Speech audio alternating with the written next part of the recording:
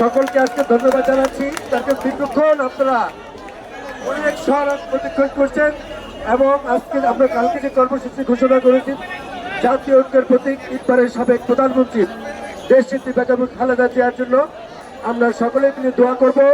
কালকে আমরা আবার নতুন করে কর্মসূচি ঘোষণা করবো যে আমরা পরবর্তী পর্যায়ে কোন ধরনের কর্মসূচিতে আমরা যাবো। আপনাদের একটা হিন্ট দিয়ে যাচ্ছি, আমরা হয়তো বা আগামী পরশুদিন আপনাদেরকে ফাইনাল জানানো হবে। আপনারা প্রস্তুতি দিয়ে রাখবেন। আগামী পরশুদিন প্রেস ক্লাবে আমরা মানববন্ধনের মতো একটি কর্মসূচি করার রয়েছে। ধন্যবাদ আপনাদের সকলকে।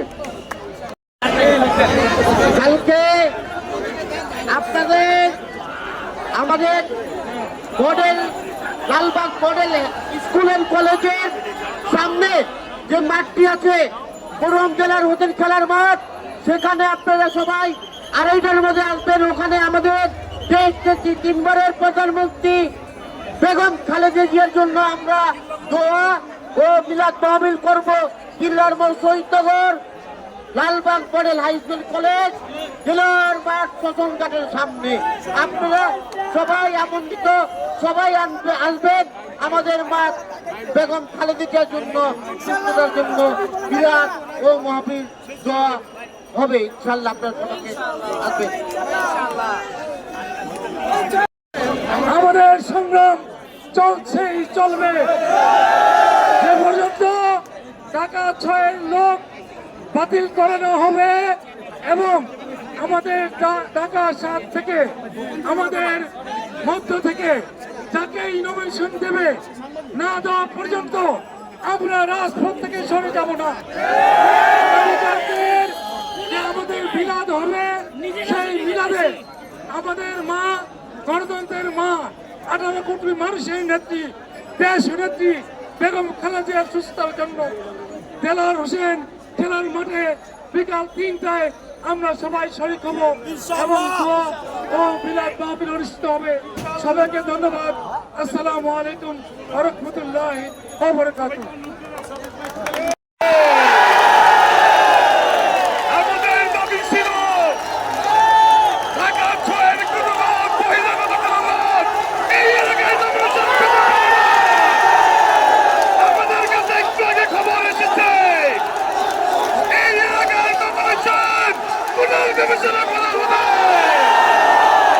আমাদের দাবি আদায় হওয়া পর্যন্ত ঘরে ফিরে যাব না। আগামীকাল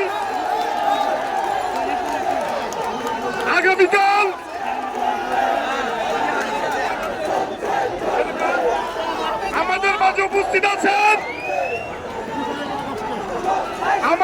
উপস্থিত আছেন 24 নম্বর ওয়ার্ডের জনগণের নির্বাচিত কমিশনার, কারা নির্যাতিত জননেতা, মৃত্যুঞ্জয়ী জননেতা, আওয়ামী লীগ সন্ত্রাসীদের কারণে তিনি বারবার কারা নির্যাতনের শিকার হয়েছেন, সেই নেতা মোশাররফ হোসেন খোকন ভাই আমাদের মাঝে উপস্থিত আছেন।